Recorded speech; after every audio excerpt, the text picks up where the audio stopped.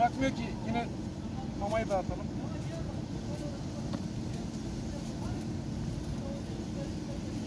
Daha dökülmeden yemeye başlıyor.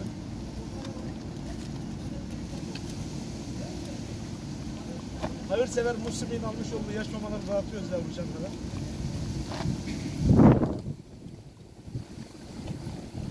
Devamlı yaramazlık yapıyor, bırakmıyor. Tam dağıtalım mamayı. Ne kadar çıkmış oldu her halinden belli.